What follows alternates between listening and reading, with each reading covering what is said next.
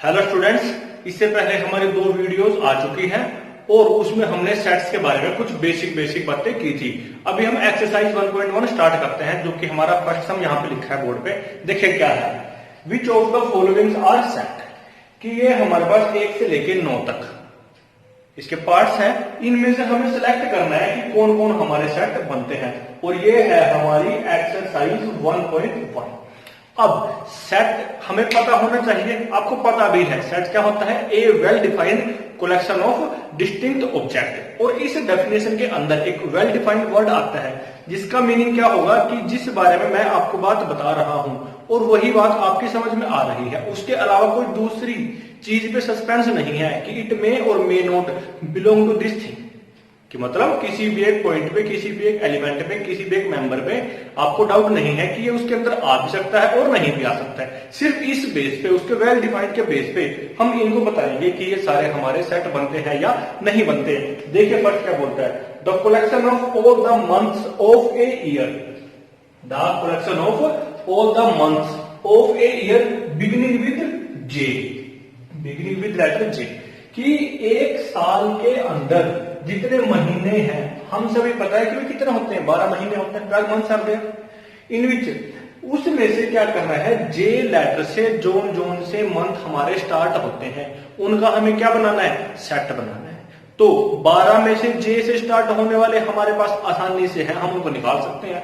सबसे पहले हमारे पास क्या आता है, जनवरी आता है, फिर फरवरी नहीं आता, मार्च नहीं आता, मार्च, अप्रैल, मई, जून, डायरेक्ट क्या आता है, फिर जून आता है, जून के बाद क्या आता है, जुलाई आता है, अगस्त, सितंबर, अक्टूबर, नवंबर, दिसंबर, और कोई भी नहीं आता।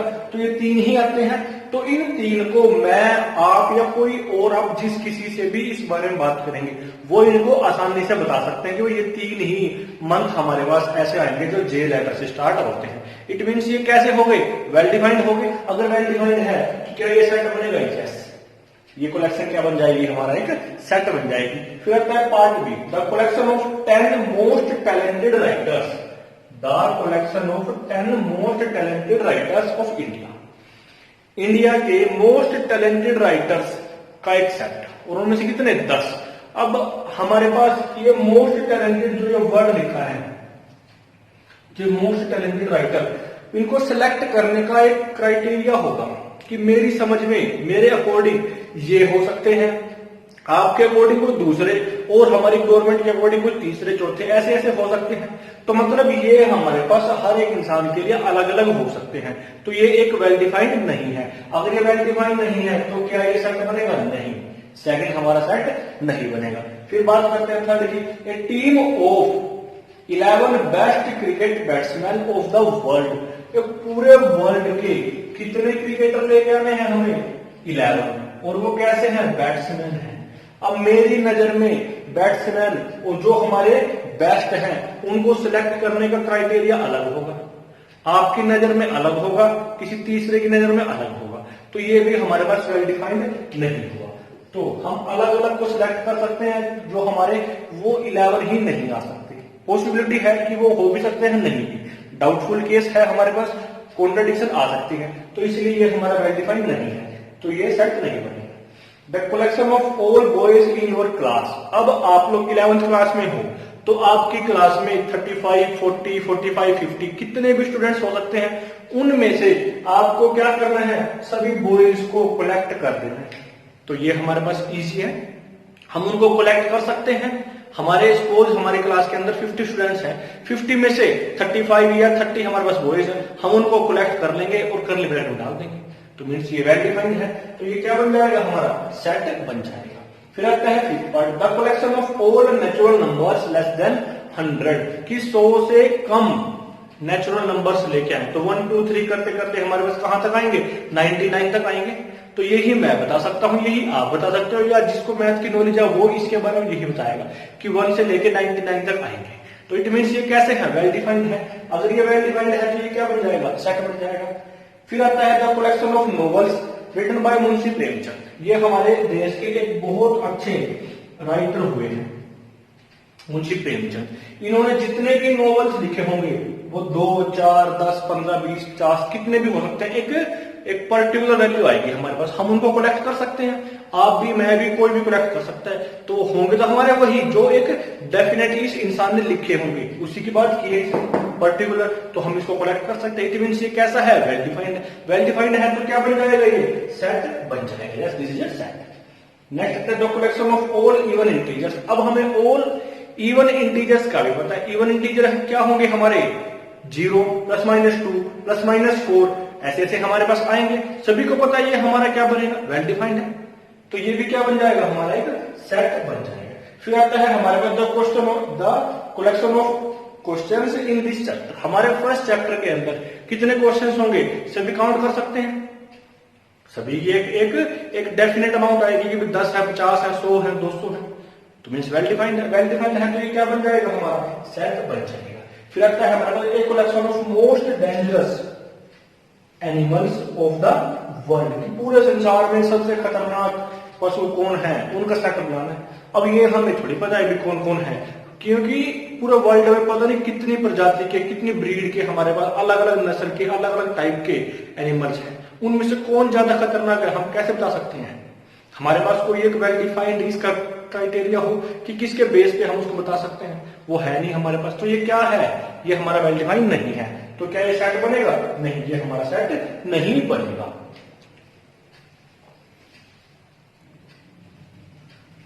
नेक्स्ट बच्चों हमारे पास आता है question number 2। Let A be any set of numbers 1 2 3 4 5 6। A एक सेट है जिसके अंदर कितने एलिमेंट रखे हैं, 6 एलिमेंट है। कौन कौन है वो, 1 2 3 4 5 6। फिर क्या पूछता है, insert the appropriate symbol. Appropriate symbol insert करने हैं, belongs to or does not belongs to in the blank spaces. एक बार इन सिंबल्स के बारे में बात कर लेते हैं। जैसे ये कोई भी हमने एक सेट लिया, let P be any set of element A B C and D, और हमें ये पता है P हमारा एक सेट हो गए और A B C D उसके एलिमेंट्स हो गए। तो हम इसको ऐसे लिख लेते हैं, A is an element of set P। तो ये इतने मैंने लिखी, A is an element of set P। A P element का सेट है।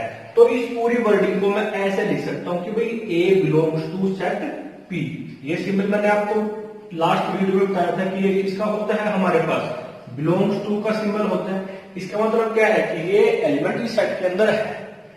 तो फिर ऐसे ही B हमारे पास P सेट में है, C भी हमारे पास P सेट में है और D एलिमेंट भी हमारे पास सेट P में है। अगर इन चार के अलावा मैं आपसे ये पूछ लेता हूं कि एलिमेंट P हमारा कैपिटल सेट P में है या नहीं है, P के प्लेस पे हम कुछ भी लेते हैं P के बाद जो इनके अंदर नहीं है, तो हमें साफ साफ दिखाई दे रहा है कि इसके अंदर चार ही है, A B C D। P हमारे पास जो एलिमेंट है वो P के अंदर नहीं है। अगर नहीं है तो मैं क्या कहूंगा, इसको ऐसे कट कर दो, इसका मतलब P does not belongs to set P।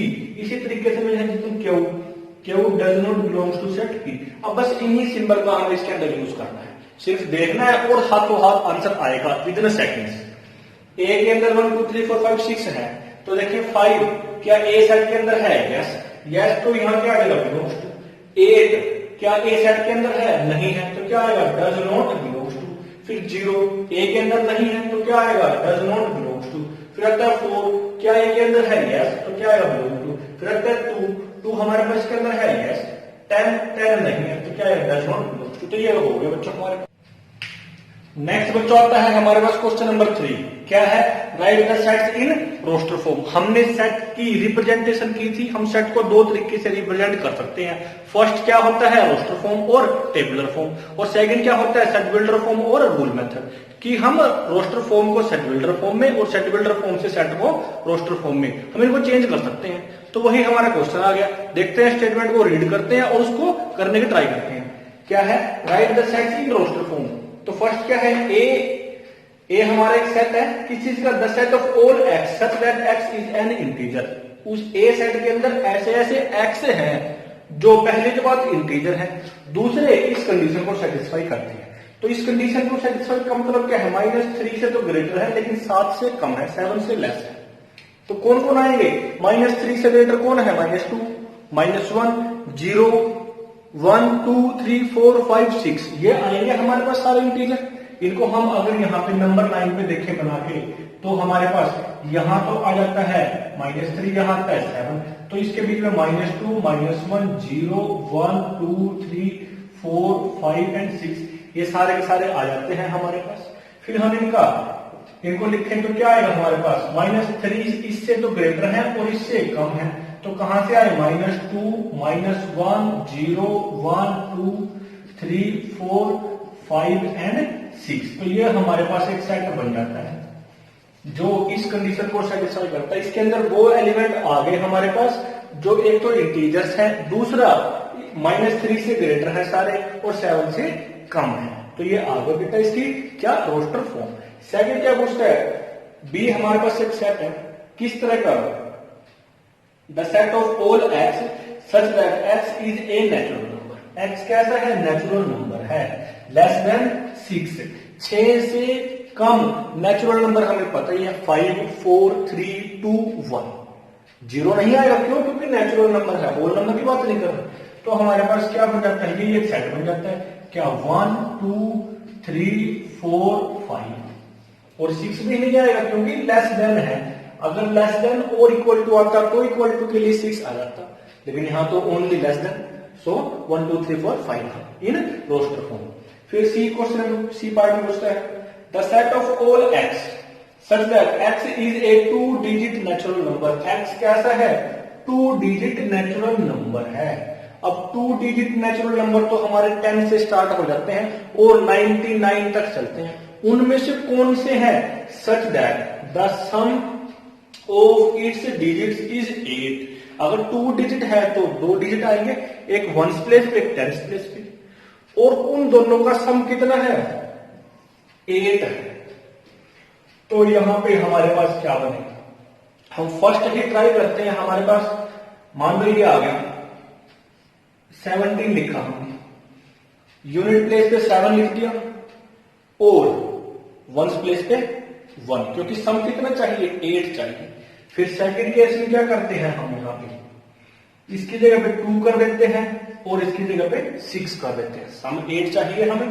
फिर दोबारा 2 के प्लेस पे 3 और 6 के प्लेस पे 5।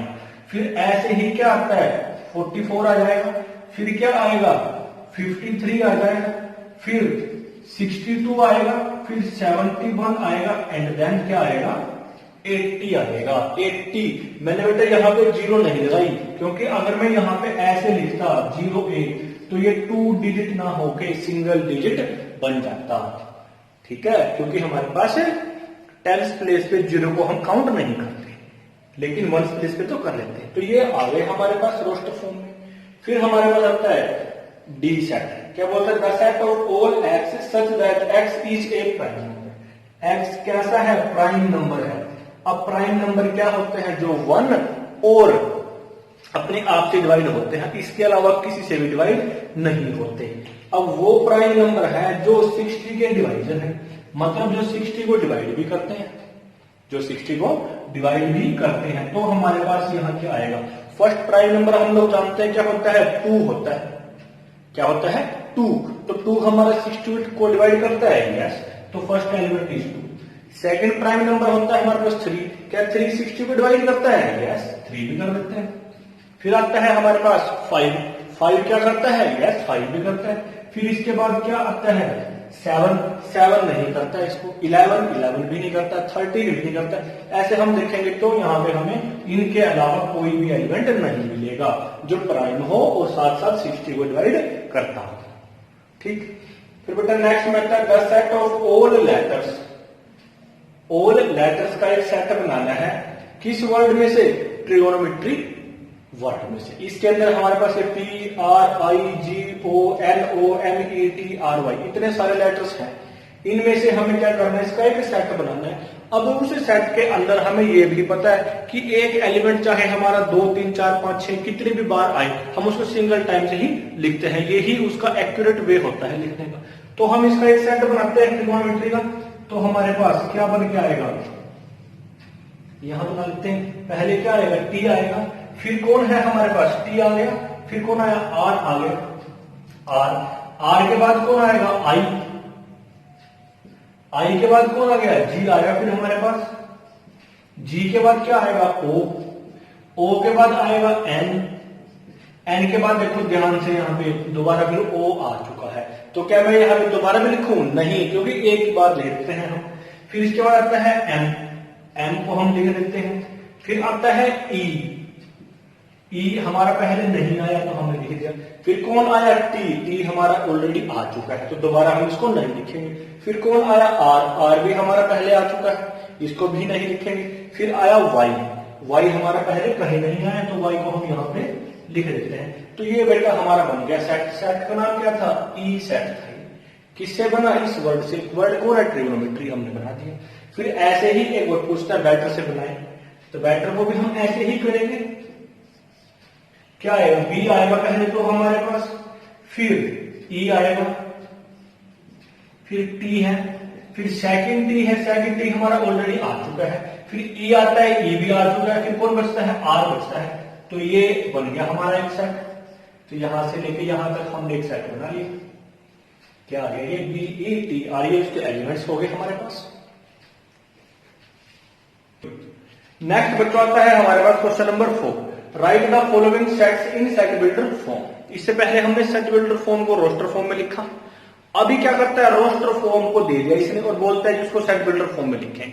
ये हमारे पास हमने पहले ही बताया था कि रोस्टर से सेट बिल्डर में और सेट बिल्डर से रोस्टर में हम लोग चेंज कर सकते हैं, लेकिन हम ज्यादातर हम यूज करते हैं किसका?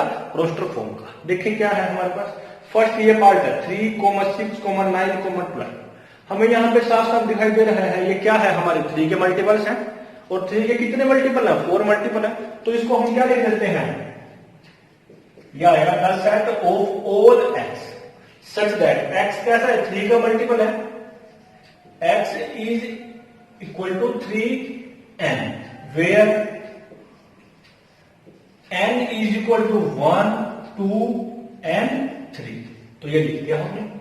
क्या है हमारे पास? x 3n टाइप का है। n की वैल्यू 1 रखेंगे, 3 इंटू 1 3 आ जाएगा। n की वैल्यू 2 रखेंगे, 3 इंटू 2 6 आएगा। 3 इंटू 3 एंड 3 इंटू 4 ये आ जाएंगे हमारे पास। तो ये हमने क्या लिख दिया? उसका रोस्टर सेट बिल्डर फॉर्म लिख दी।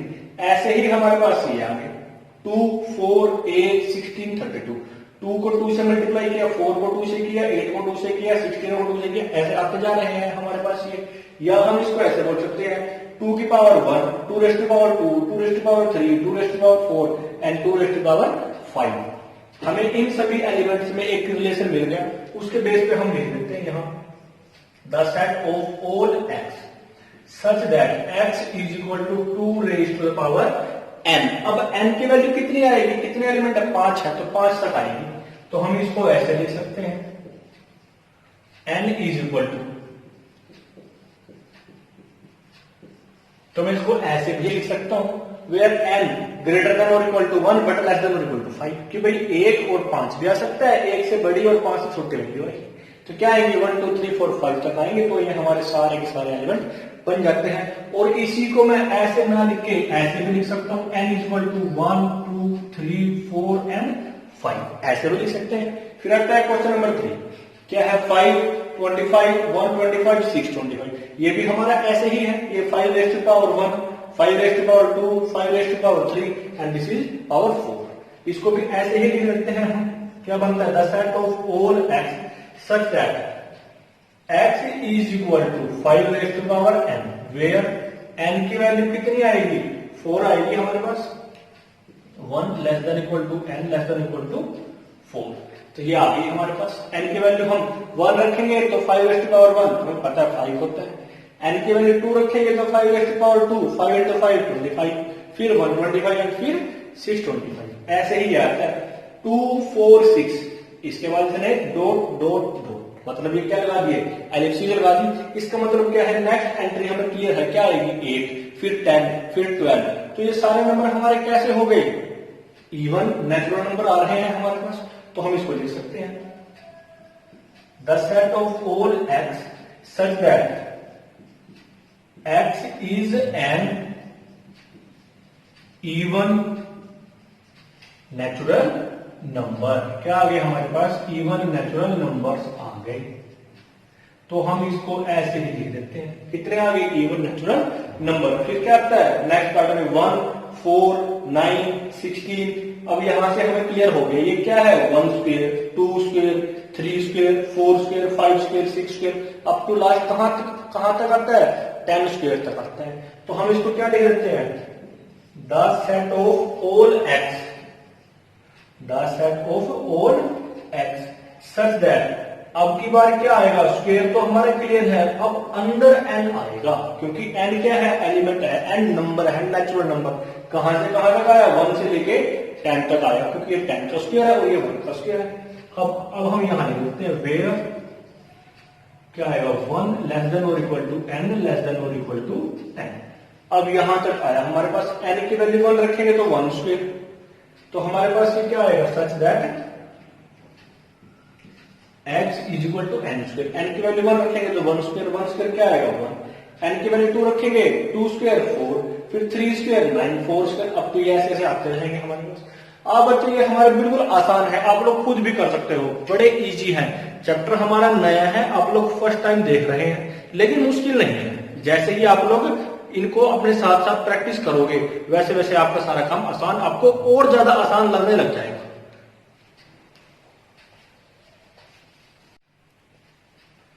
नेक्स्ट बच्चों आता है हमारे पास क्वेश्चन नंबर 5, देखते हैं क्या है, list all the elements of the following sets, कि जो ये हमारे पास सेट है इनके एलिमेंट्स लिखने हैं। इनडायरेक्ट वे में उसने बोल दिया कि ये सेट बिल्डर फॉर्म है, इनकी रोस्टर फॉर्म लिखें, क्योंकि रोस्टर फॉर्म के अंदर ही एलिमेंट्स लिखे जाएंगे। अब देखते हैं फर्स्ट में क्या है, ए एक सेट है, the set of all x such that x is an odd natural number.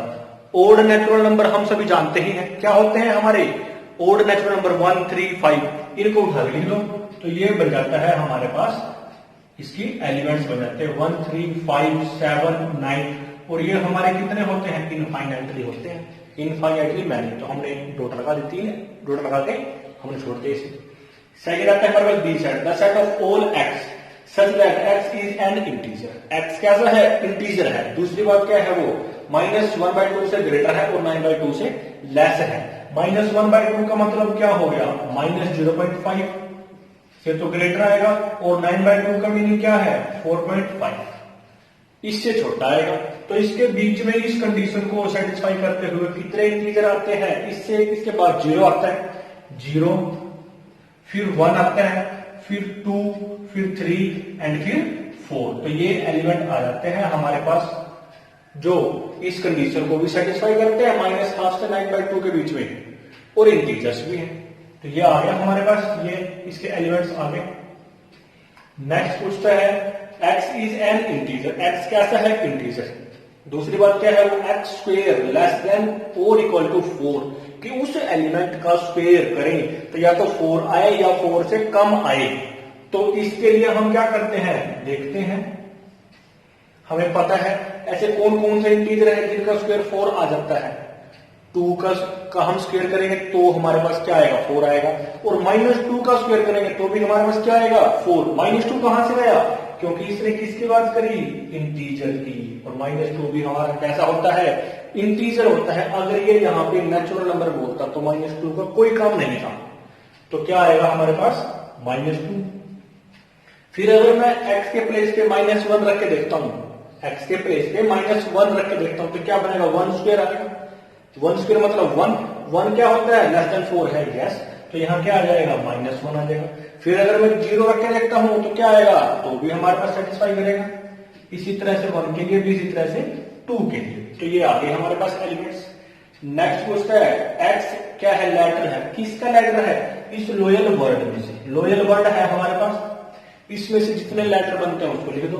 क्या है हमारे पास, सबसे पहले तो L आता है, ये आ गया, फिर O, फिर आता है Y, फिर आता है A, और दोबारा कौन आता है, L जो कि पहले भी आ चुका है, तो हम 2 बार तो लिखेंगे ही नहीं, तो ये आ गया LOYA। नेक्स्ट क्या बोलता है, X ऐसे एलिमेंट है, X is a month of a year. X कौन है, मंथ है, किसके, 1 साल के। कैसे, नॉट हैविंग 31 डेज, जिनके अंदर 31 डेज नहीं होते, जिनके अंदर 31 डेज नहीं होते, वो है हमारे पास क्या, X मतलब एलिमेंट। अब आपको एक्चुअली ये याद रखना पड़ेगा थोड़ा सा यहाँ पे कि 31 डेज किन किन के अंदर होते हैं, तो आप ये याद रखना 1, 3, 5, 7, फिर 8, 10, 12 इनके अंदर होते हैं 31 डेज। ये 1, 3, 5 हमने एक नंबर में लिख दिया। 1 का मतलब क्या है, हम इसको जनवरी, फरवरी, मार्च इस ऑर्डर में देखेंगे। इनके अंदर तो होते हैं हमारे 31 डेज। इनके अलावा जो बच गए वो है हमारे जिनमें 31 डेज नहीं होते। कौन कौन बच गए, 2, 4th मंथ, 6th मंथ। अब यहां देखना 7th हमारे पास ऑलरेडी और 8th भी है, तो क्या आ गया 9th month and 11th month. तो ये 5 महीने हमारे पास ऐसे आ गए। क्या कितना है हमारे पास, ये 4 और 3, 7 एंड 5, 12। ठीक, तो हमारे पास ये 5 महीने ऐसे आ गए जिनके अंदर 31 डेज नहीं होते। हम उनको लिख देते हैं। क्या आएगा हमारे पास, फर्स्ट हमारे पास जनवरी, इसके अंदर तो है। सेकंड कौन है, फरवरी, फरवरी को लिख देते हैं। फिर थर्ड मार्च, फिर ये क्या आएगा अप्रैल। फिर फिफ्थ क्या आएगा, जनवरी, फरवरी, मार्च, अप्रैल, मई, मई में। फिर क्या आएगा जून, ये हमारे पास जुलाई। फिर ये क्या आएगा हमारे पास अगस्त, ये क्या है सितंबर, तो सितंबर आ जाएगा इसके बाद, सितंबर, अगस्त। फिर ये क्या आएगा नवंबर आ जाएगा। तो बच्चों ये है हमारे पास ये 5 मंथ्स आ गए which have not having 31 days. ये आपको याद रखना है 1, 3, 5, 7, ये यहां तक तो हमारे पास ऐसे ही आ गया। फिर इसके बाद 8 से स्टार्ट कर लेना, 8, 10, 12 और इनके बीच में जो बच गए वो कैसे है हमारे पास, जो हमारे 31 डेज के नहीं होते। नेक्स्ट बच्चों हमारे पास आता है पार्ट 6, क्या है, x is A consonant in English alphabets which precedes के। जो के से पहले हमारे पास अल्फाबेट्स आते हैं उनमें से हमें कॉन्सोनेंट को उठाना है। तो पहले हम सारे लिख लेते हैं, क्या आएगा, A, B, C, D, E, F, G, H, I, J, K which precedes के से पहले, मतलब के को तो लेना नहीं है। और किसकी बात की है, कॉन्सोनेंट की, इसका मतलब वोवल्स को भी नहीं लेना है, पहले वोवल्स को छोड़ दो। ए, ई, आई, ये हमारे वोवल्स हो गए। अब जो बच गए वो हमारे सारे क्या है, वो हमारे कॉन्सोनेंट है। कौन है, बी, सी, डी। पहले इनको लिखो बी, सी, डी। फिर कौन आया, एफ, जी, एच, एफ, जी, एच, और एच के बाद कौन आ गया, जे। तो बच्चों ये आ गए हमारे पास।